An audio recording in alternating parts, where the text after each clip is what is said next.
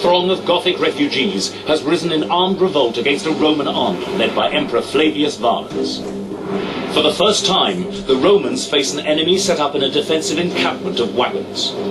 On the line is Rome's future, its reputation and its continuing existence as the world's dominating power. And for the Goths, the stakes are just as high. They're fighting for their very survival. Today, the fate of one of these armies rests with a team of councillors from Milton Keynes, made up of 2 generals. Attack with your cavalry. Right. And 2 lieutenants. I've got some people climbing trees now, but that was a mistake. Using state-of-the-art technology and all their tactical skills, this team will refight this battle and attempt to change the course of history. This is Time Commanders.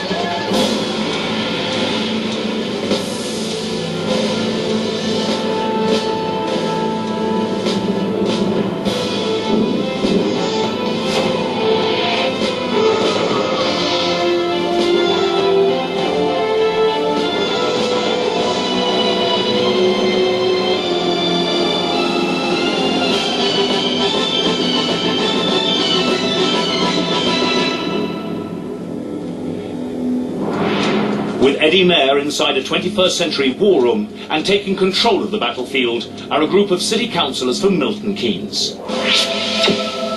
Clive Carruthers, Lib Dem, rank General. Martin Clark, Lib Dem, rank General. Jan Lloyd, Labour, rank Lieutenant. Robert Rex Exon, Lib Dem, rank Lieutenant. Let's talk about your lovely lives. Martin, you were telling me before the programme that this group of people has got more degrees than a compass. Yes, Eddie. Think that's going to help you? I'm not so sure. All right, Jan, you've recently retired as a head teacher of a special needs school, but you have chaired many strategic committees as a counsellor. How's that going to help you today, do you think? Well, I hope to avoid getting bogged down in detail, to be able to take a more strategic overview of what's going on. You'll want to know a little bit more about what we're going to do, because you're completely in the dark, you don't know which battle we're going to fight yet, and neither do I. But those 2 chaps down there do, Adrian and Eric. Monitoring the team's progress are 2 military experts. Dr. Eric Nussbacher, Senior Lecturer in War Studies, Royal Military Academy, Sandhurst. Expert in tactics and strategy. Dr. Adrian Goldsworthy, military historian and expert in ancient warfare. Well, you're in the 4th century AD, the year 378, and you're in charge of the Emperor of the eastern half of the Roman Empire. You've got a major problem with asylum seekers who've nipped across the Danube, and you've got a whole tribe of Goths that are camping on your territory. And you, the noble Roman Empire, have tried to deal with the problem by poisoning their leader, and that didn't work. And now you're hoping that you'll be able to fall upon them when they're not looking and massacre their women and children and take them into slavery and avoid having to actually fight a battle. Suddenly emptying the bins doesn't seem too difficult, does it? No. All right, gentlemen, you go to your positions and watch the action unfold. Before fighting the Goth army, the team need to gather intelligence about key elements of the battle.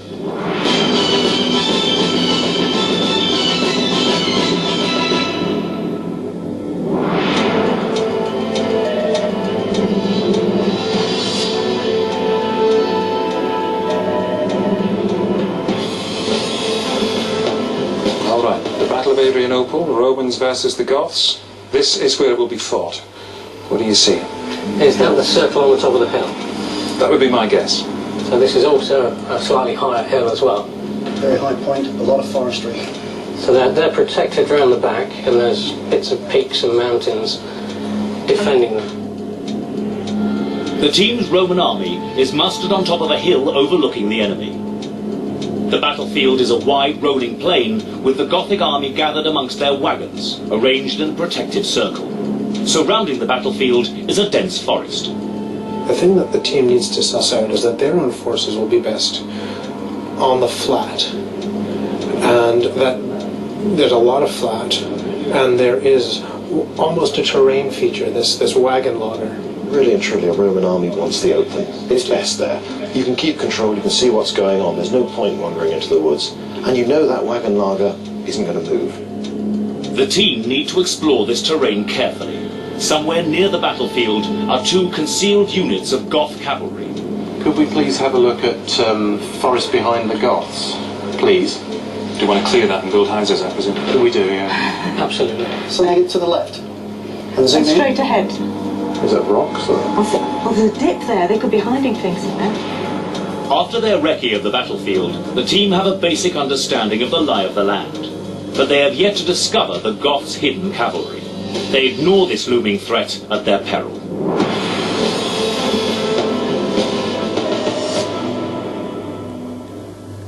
At this stage, this is where our two lieutenants, chosen democratically, move down to the front on a little reconnaissance mission. If you do that. While the lieutenants Jan and Rex gather information on their Roman army, the generals plot the position of their troops on the map table. The Romans have an army of 20,000 men, comprising two types of infantry. The legionaries, in their vivid red robes, and the spear-carrying auxilia. They also have cavalry, including the heavily armoured horse, the cataphracts. And finally, a small unit of archers. The team need to look at their troops and look at the balance between infantry and cavalry. They've got a mixture of everything. They've got quite a complicated army, so they've got to try and make sure that they can use everything in combination. This is an army that works best if each element supports the other. Now, let's find out what your lieutenants learned. Rex and Jan. On my side, which is the right flank at the moment, Yes. there are 3 auxilia who are very good for defensive work and may be used as spares, if you like. First up are the 9,000 auxilia. These heavy infantry must be kept in reserve if the team want an effective force to counter an enemy cavalry ambush. The legionnaires are here in the main block, or some of these main blocks of infantry units. The remainder of their infantry force is made up of ranks of 8,000 legionaries. These disciplined troops are highly effective in close formation and hand-to-hand combat. The Roman cavalry is effective against the flanks and as a counter-attack against the anticipated enemy ambush. Control of these key troops is split between Jan on the right and Rex on the left. If the team lets their cavalry get bogged down in poking at infantry with sticks and loses the advantage of their mobility, then they might as well not be there. Exactly. This is not just another infantry unit to line up and slug it out. You want to do something much more clever with this. Use the speed, the manoeuvrability, as you say. Cavalry have got to support the infantry on flanks. You're thinking big plan already, aren't you? You're thinking big plan. You're a general, you have to. Fantastic. Yeah. We've made progress. We have. Yes.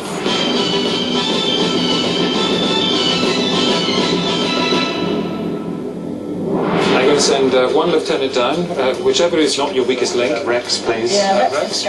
Go down to join the technician on the left. Rex's mission is to find out as much as he can about this very similar-sized Goth army, but it's a challenging task. As well as their main army in the wagon laager, somewhere in the forest are 2 units of cavalry. If Rex misses this ambush, the entire Roman force could be seriously compromised. He sends out his scouts. They need to realise the superiority of their own troops. They've got to look at these Goths, realise that their infantry don't have armour. They've got big shields, but they haven't got any other protection. That there's not really a huge number of them. The Goths haven't got a massive numerical advantage in this battle. So the Romans have got to realise that they are good, they're superior to the Goths, and they've got to act accordingly. Rex's scouts are now in range to assess the enemy in the Goth laager. The Goth encampment is a circle. There are 4 entrances. Rex has identified the geography of the Goth encampment. This is vital for a successful battle. When the Roman army deploy towards the enemy laager, they will face the 6 o'clock gap. The Goths are not an organised army. They are a whole people on the move, fighting with whatever weapons they can capture. Fritigern, the Goth leader, has packed the perimeter of the laager with archers, their arrows tipped with sharp splinters of bone. In the middle are the heavy infantry. They are fearless warriors, but can be ill-disciplined and over-eager in the heat of battle. Without a homeland, the Goths' incentive for battle is high. Victory here will ensure their survival. Outside of the Goth encampment, I've got 2 units.